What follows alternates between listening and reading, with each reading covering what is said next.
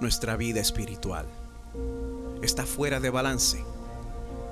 ¿Estamos creciendo espiritualmente o solo acumulando conocimiento? ¿Estamos leyendo la Biblia a diario mientras despreciamos al prójimo? ¿Estamos orando por una hora mientras estafamos a alguien? ¿Estamos adorando los domingos mientras usamos los medios sociales para desacreditar? No podemos separar nuestras vidas entre lo sagrado y lo secular, porque Dios es Señor de todo. El mundo nunca adorará al Dios que predicamos los domingos si ven que adoramos a un ídolo de lunes a sábado. En las palabras del teólogo Abraham Kuyper, no hay ni una sola pulgada cuadrada de todo el cosmos de la que Cristo, Señor y soberano de todo, no diga: esto es mío. Dios salva de manera integral. Dios redime de manera integral. Dios santifica de manera integral. Te invitamos a que experimentes, a que aprendas, a que expreses amor cruciforme, dando por gracia lo que por gracia recibimos.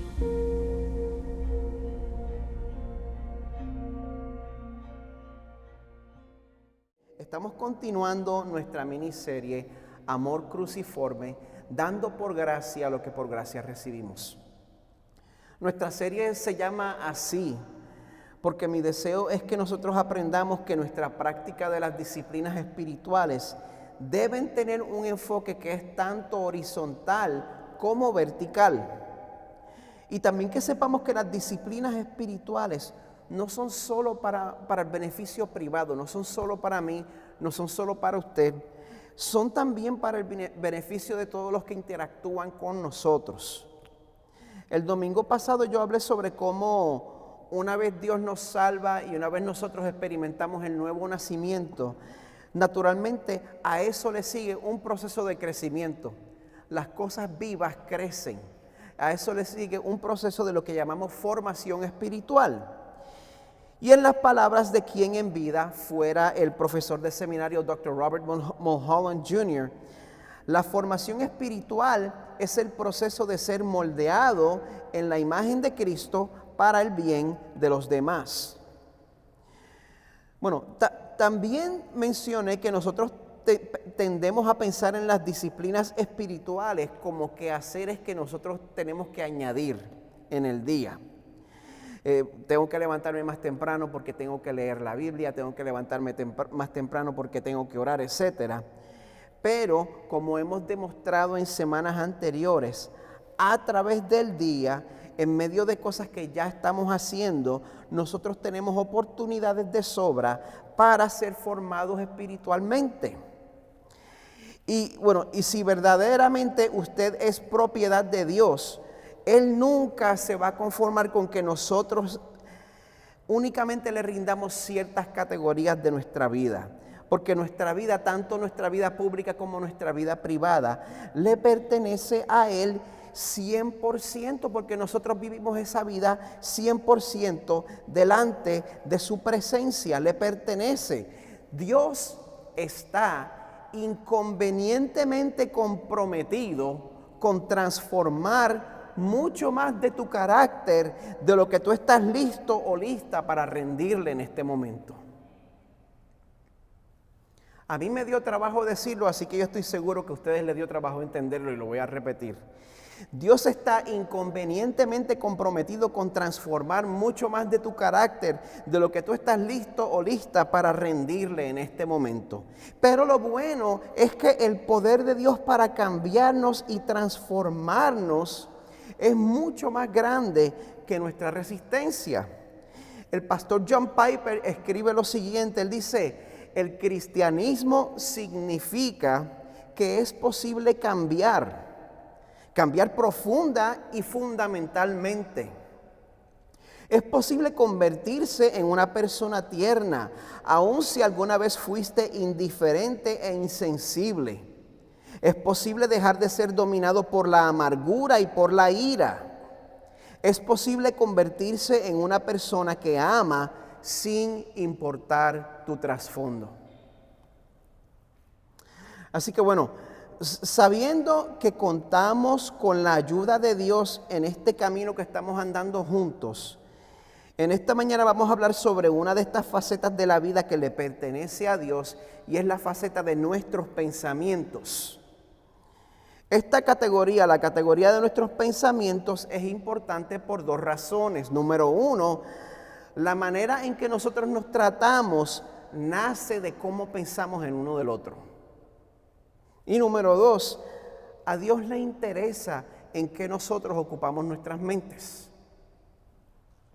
En el Salmo 19:14, la inquietud de David era: sean gratas las palabras de mi boca y la meditación de mi corazón delante de ti, oh Señor, roca mía y redentor mío. O sea, que Dios tiene acceso a la meditación de tu corazón. Entonces en Proverbios 4:23 nos instruye y nos exhorta: con toda diligencia guarda tu corazón, guarda tu meditación, porque de él brotan los manantiales de la vida. Así que como ustedes pueden ver, la Biblia nos pide que seamos diligentes con la dirección que toman nuestros pensamientos. ¿Por qué? Bueno, porque en esta vida nosotros luchamos con nuestra naturaleza pecadora. Y esa naturaleza pecadora se ocupa en deformar nuestra práctica privada de pensar. El profesor de seminario Kyle David Bennett, él identifica dos deformidades principales en nuestro proceso de pensamiento. La primera deformidad que él identifica son los pensamientos ensimismados. Es básicamente cuando uno solo piensa en sí mismo. Con la gran mayoría de nosotros, el problema no es que tengamos pensamientos malos sobre nuestro prójimo. El problema es que sencillamente estamos demasiado ocupados para pensar en nuestro prójimo. Y bueno, ya sea que lleguemos a esta manera egoísta de pensar a propósito o accidentalmente, el efecto para nuestro prójimo es el mismo: abandono. El profesor Bennett describe esta deformidad del pensamiento de la siguiente manera. Él escribe: los pensamientos ensimismados descuidan al prójimo, lo ignoran, lo pasan por alto y lo tratan con negligencia. ¿Cómo podemos amar a nuestro prójimo cuando ni siquiera pensamos en él?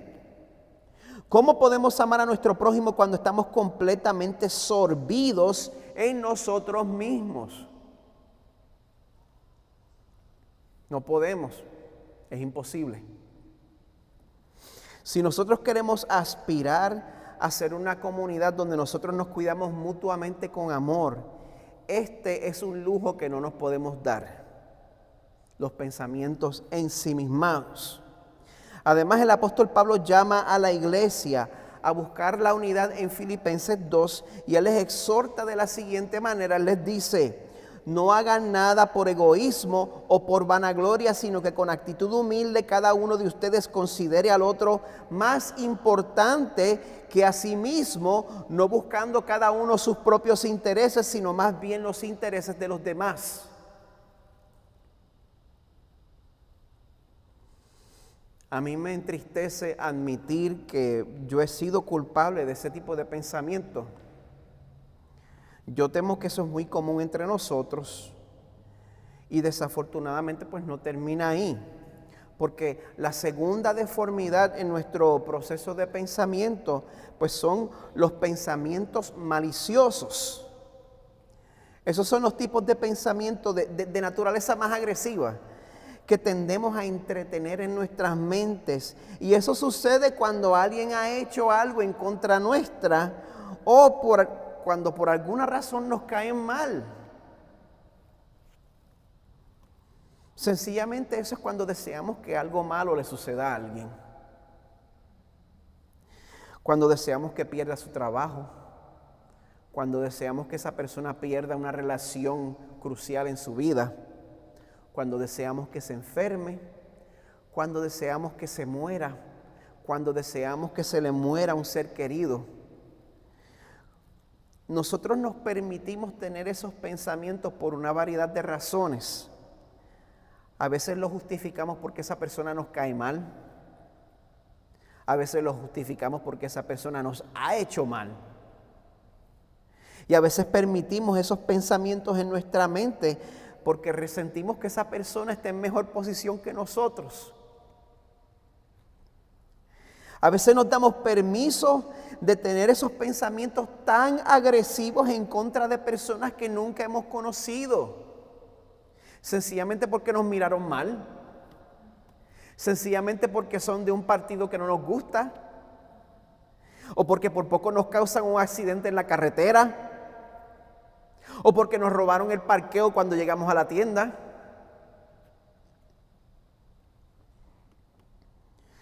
Ahora, no importa la manera en la cual nosotros llegamos a tener esos tipos de pensamientos. Una vez los tenemos, no hay manera de que nosotros nos permitamos el lujo de tener esos tipos de pensamientos sin que eventualmente afecten nuestras acciones. Una vez más, Kyle David Bennett. Si pensamos consistente y frecuentemente en la caída de nuestro prójimo o si nos permitimos desearles mal repetidamente, eso nos afectará integralmente y en nuestra vida interpersonal con ellos. Si alimentamos estos pensamientos, se convertirán en actitudes y sentimientos. Y aparte de todo, este tipo de pensamiento está diametralmente opuesto a lo que Dios espera de su pueblo. En Efesios 4:31, sea quitada de ustedes toda amargura, enojo, ira, gritos, insultos, así como toda malicia.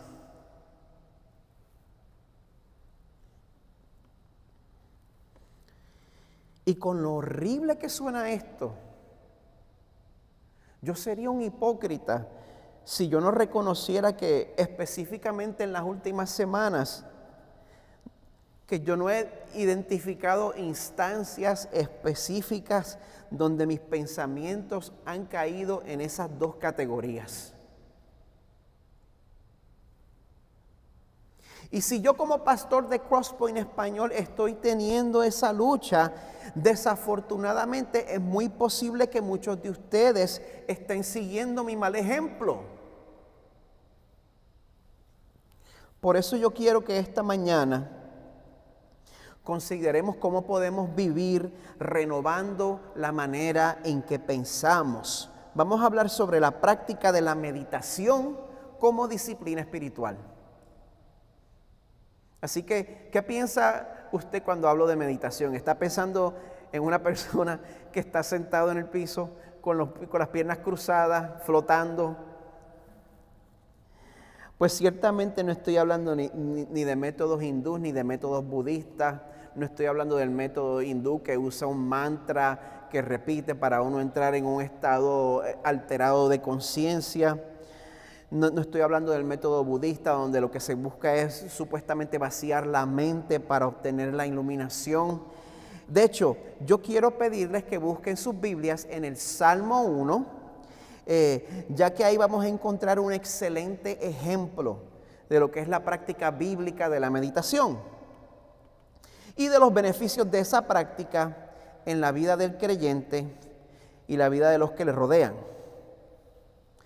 Al Salmo 1 se le considera un salmo de la categoría de sabiduría. Bueno, para muchos que se han criado en la iglesia, como este servidor, ese es uno de los salmos que nos hacían memorizarnos. Así que para nuestra lectura de esta mañana yo voy a intentar recitar el Salmo 1 de memoria. Me voy a quitar los espejuelos. Y bueno, tengan en mente que la versión que yo me memoricé es la versión de la Reina Valera del 60. Así que voy a estar exponiendo de la Nueva Biblia de las Américas, pero la que me aprendí es la de la Reina Valera del 60. El Salmo 1 dice así: bienaventurado el varón que no anduvo en consejo de malos, ni estuvo en camino de pecadores, ni en silla de escarnecedores se ha sentado, sino que en la ley de Jehová está su delicia y en su ley medita de día y de noche. Será como árbol plantado junto a corrientes de agua, que da su fruto en su tiempo y su hoja no cae, y todo lo que hace prosperará. No así los malos, que son como el tamo que arrebata el viento.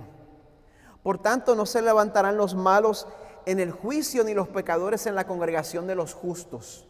Porque Jehová conoce el camino de los justos, mas la senda de los malos perecerá. Palabra del Señor para nosotros. Y Señor, te damos gracias porque nos has dado el regalo de la mente.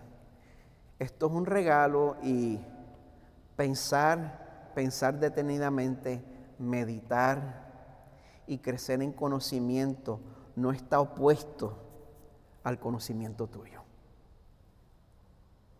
Gracias, Padre, por el regalo de la mente, un regalo que tiene capacidades sorprendentes, Señor. Y gracias porque tu Hijo Jesús vino a renovar nuestras mentes. Gracias, Señor, porque tu Hijo vino para que podamos ser transformados en la manera en que pensamos y visualizamos al mundo que nos rodea. Señor, te pedimos, Padre, que tú invadas nuestros pensamientos y que lleven nuestras mentes cautivas hacia la verdad. Que eches fuera, Señor, todo pensamiento que no sea de valor. Y pedimos también que tu Espíritu nos dé la capacidad para pensar en otros más que en nosotros mismos. Y eso sí es el milagro más grande. Pedimos todo esto en el nombre poderoso de Jesús. Amén. Bueno, estoy a punto de presentarles uno de los artículos más poderosos en la historia de los Estados Unidos de América. La mascarilla, el dichoso tapaboca.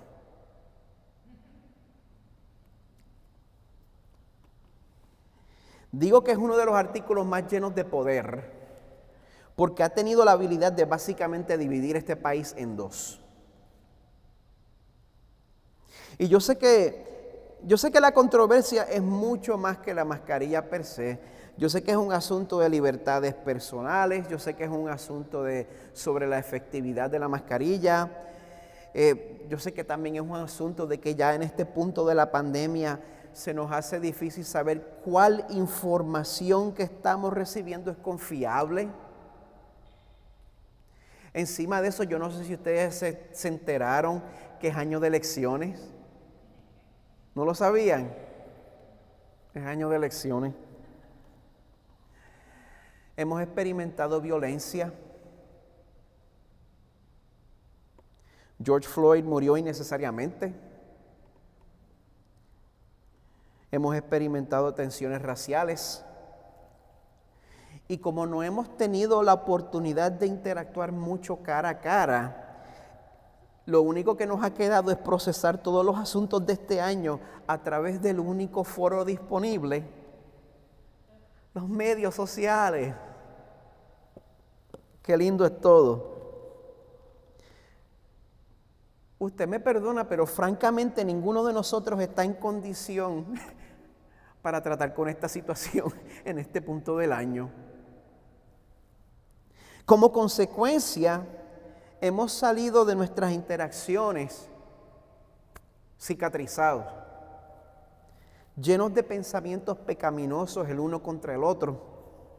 Estamos llenos de sospecha, estamos llenos de resentimiento, estamos llenos de fragmentación dentro de la iglesia. El resultado ha sido la pérdida de relaciones, el resultado ha sido depresión, aislamiento y desesperación.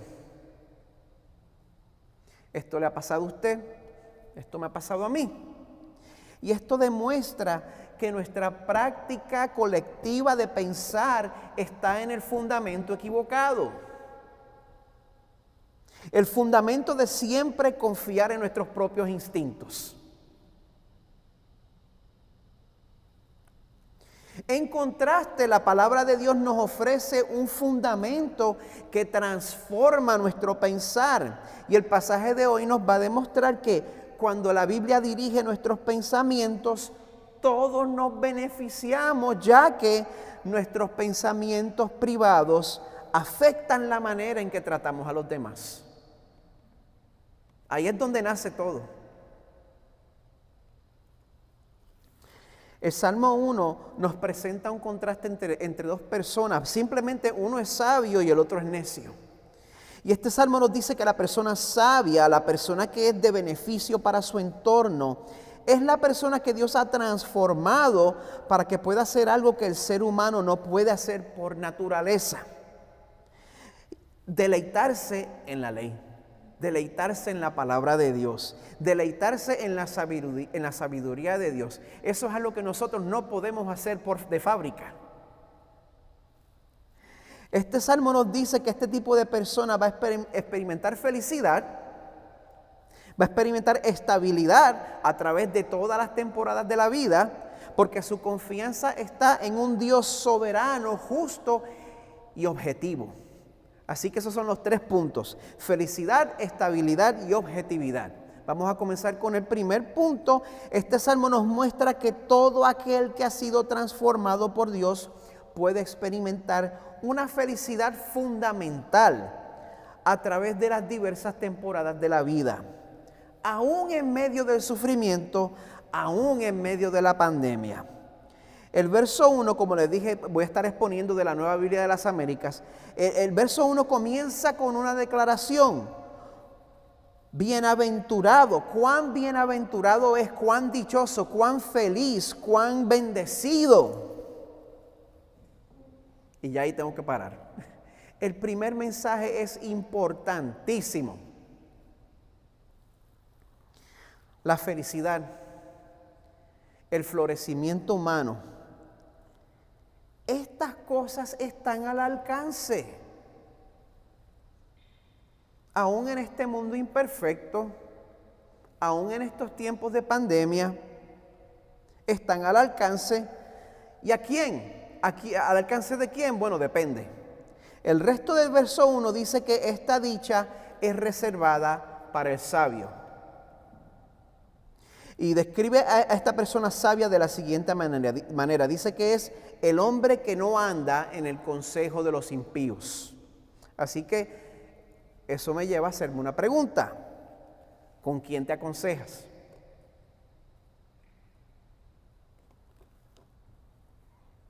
Es importante hacerse esa pregunta. ¿Estás bajo la influencia de enemigos de Dios y su palabra? Es importante hacerse esa pregunta porque los enemigos de Dios y su palabra destruyen la familia con sus consejos. Continúa, dice, la persona sabia es alguien que no se detiene en el camino de los pecadores. Así que otra pregunta, ¿con quién andas? Ciertamente nosotros no debemos vivir en una burbuja, nosotros necesitamos tener relaciones misionales. Pero la pregunta es, ¿tú te encuentras bajo la influencia de personas que no le incomoda desobedecer a Dios? ¿Te encuentras bajo la influencia de ellos? Esa actitud es contagiosa. Continúa. La persona sabia es alguien que no se sienta en la silla de los escarnecedores. A mí me encanta esta sección porque cuando yo me crié en la iglesia, decían que la silla de los escarnecedores era el cine. Yo no sabía que cuando escribieron esto miles de años antes del nacimiento de Cristo, pues tenían en mente ir al cine. Si miramos esto, esta ilustración sigue siendo relevante hoy en día. ¿Con quién te sientas? Eso sigue siendo relevante. En la escuela o en el trabajo, quizás te han asignado dónde te tienes que sentar. Pero a la hora del almuerzo, tú escoges con quién te sientas y tú te sientas con tu grupito. Y ahí te identifican a qué grupito pertenece. Con quién te sientas a comer. Tú te sientas con el escarnecedor. Un escarnecedor es alguien que se burla. Es alguien que ni siquiera toma en serio el discurso de las cosas que tienen que ver con el alma. Te pregunto, ¿buscas la compañía de personas que no toman en serio los asuntos del espíritu? Este salmo afirma ese dicho popular que dice: dime con quién andas y te diré quién eres. Una persona sabia rechaza la influencia equivocada, pero busca llenar su mente de la influencia correcta. El verso 2 nos dice que para el sabio, en la ley del Señor está su deleite, y en su ley medita de día y de noche, y ahí yo tengo que pegar los frenos. ¿Por qué?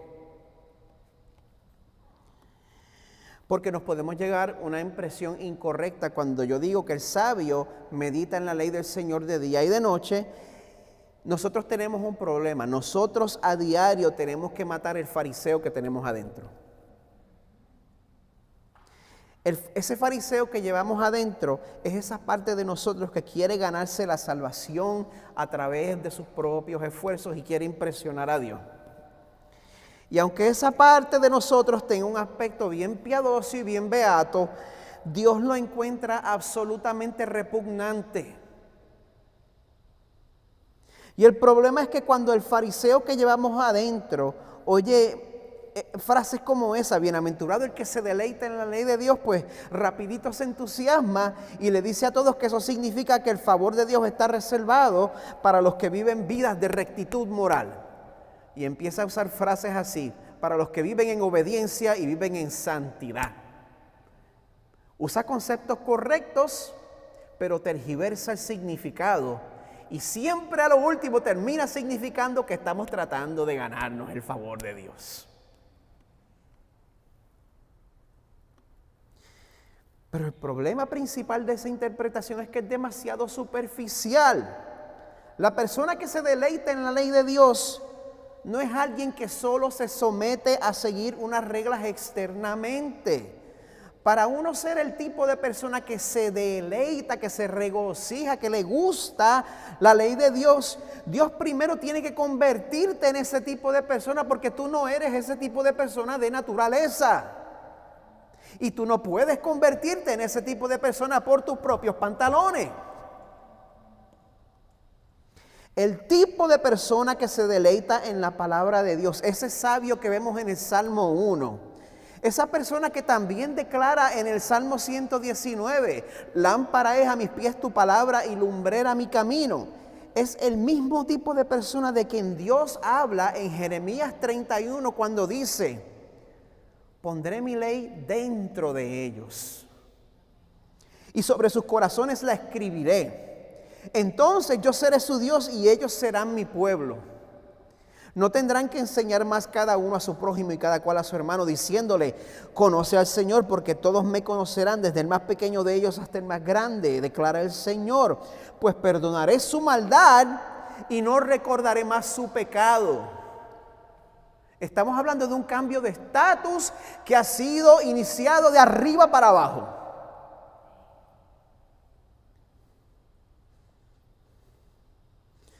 La única manera en que nosotros vamos a podernos deleitar en la ley de Dios no es cuando nos engañemos a nosotros mismos creyendo que Dios se va a conformar con nuestra porquería de sometimiento superficial. La ley de Dios será un deleite cuando deje de ser nuestro verdugo.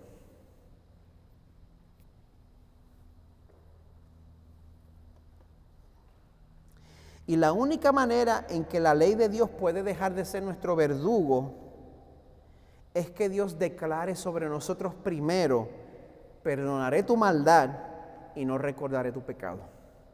Eso tiene que pasar primero. Si tus pecados no han sido perdonados primero, la ley perfecta de Dios nunca va a ser una fuente de consuelo ni de deleite.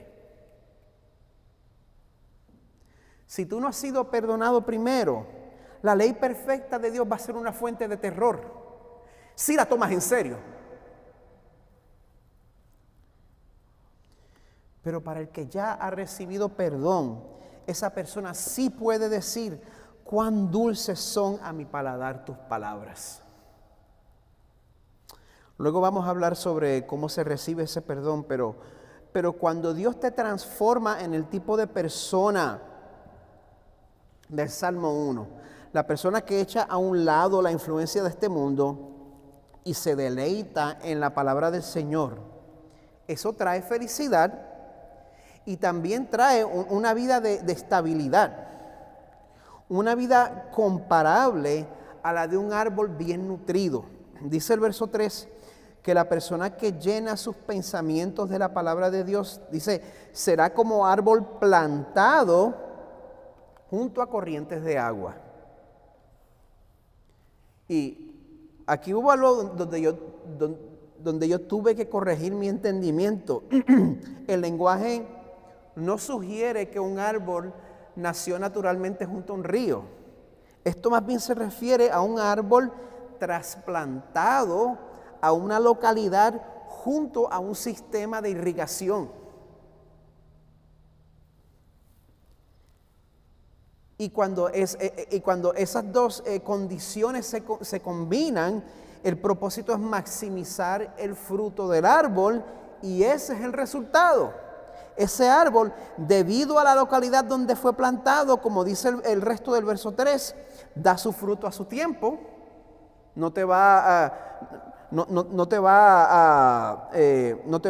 descorazonar. Y aunque las temporadas no sean favorables, aunque deje de llover, dice, su hoja no se marchita, en todo lo que hace prospera.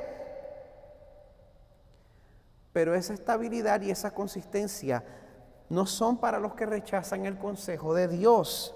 Este salmo dice que el sabio es estable como un árbol, pero los impíos, como dice el verso 4, son como paja que se lleva el viento.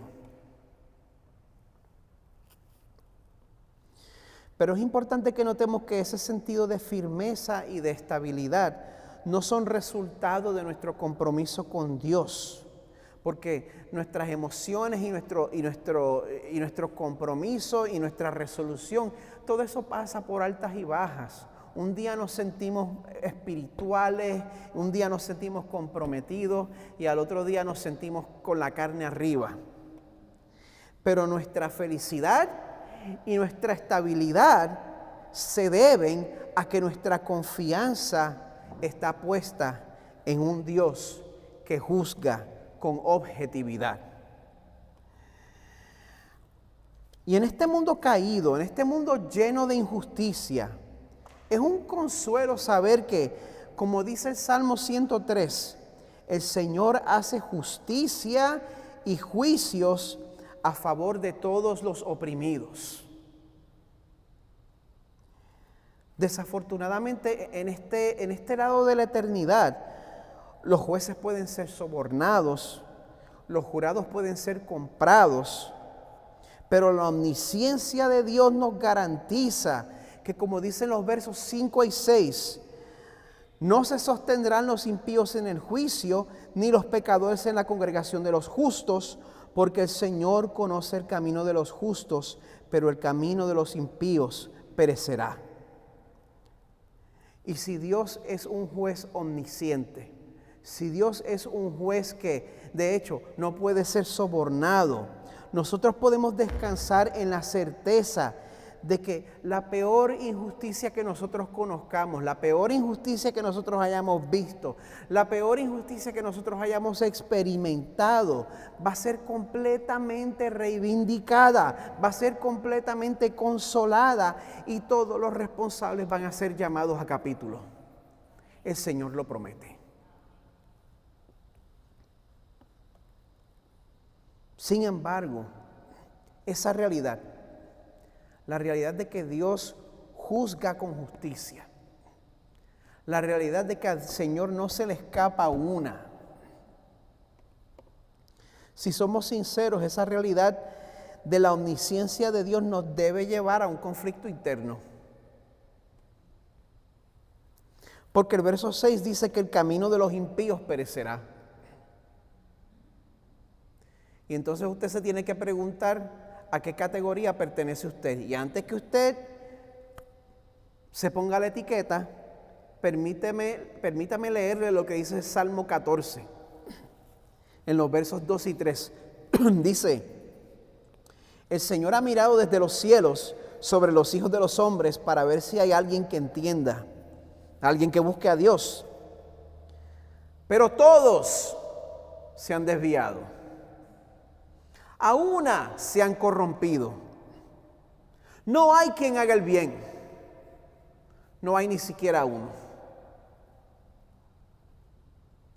La verdad es que todos nos hemos quedado cortos y en algún momento hemos pensado en manera pecaminosa, en contra de los demás y en contra de nuestro Señor. Por lo tanto, si Dios fuera a pagar estrictamente de la manera que nosotros merecemos, nuestro destino es perecer junto con el camino de los impíos. Ahí es donde usted pertenece. Ese es nuestro rumbo de fábrica. Así que, ¿cómo entonces es posible que Dios, el juez eterno que no puede ser sobornado, pueda decir de nosotros: perdonaré su maldad y no recordaré más su pecado? ¿Cómo puede decir Dios eso sin ser injusto? Sencillamente nuestro pecado es perdonado a través de Jesús.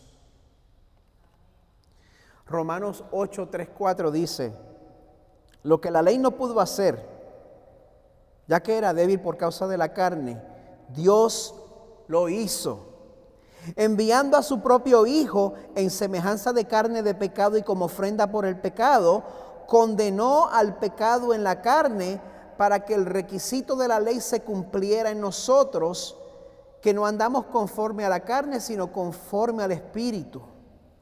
O sea, Jesús es una ofrenda aceptable por nuestro pecado, porque Él obedeció a Dios perfectamente en nuestro lugar.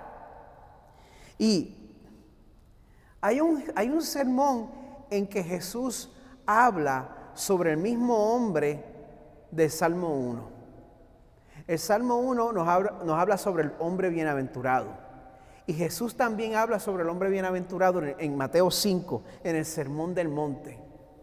Y en ese mismo sermón, Jesús le dice a sus discípulos: no piensen que he venido para poner fin a la ley o a los profetas. No he venido para poner fin, sino para cumplir. Ese es Jesús, nuestro sustituto, nuestro mediador, nuestro representante. Ha cumplido completamente la ley que nosotros no podemos cumplir.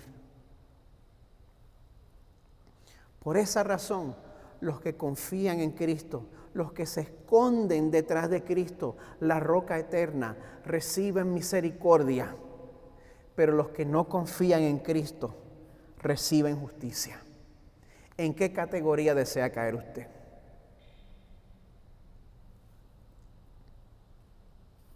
Por eso, los que están en sintonía en este momento, si tú no has recibido a Jesús como tu representante delante de Dios, yo te invito a que lo hagas hoy. Hoy es el día de salvación. No pierdas más el tiempo. El día de mañana no es prometido.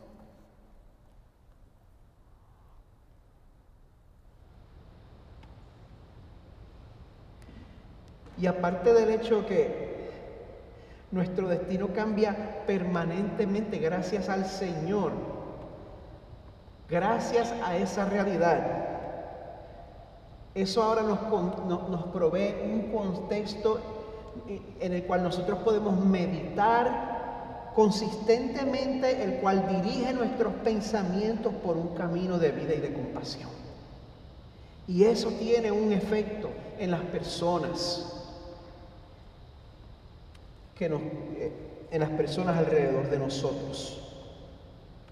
Esta mañana me di cuenta que tenía suficiente material para 2 sermones, pero no les puedo hacer esto. Así que este es el momento en el cual yo voy a tener que pausar y voy a tener que utilizar la sección de las sugerencias sobre cómo podemos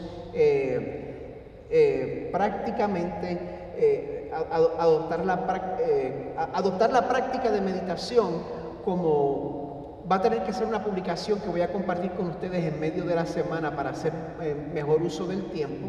Pero en este momento quiero concluir, y también en este momento debido a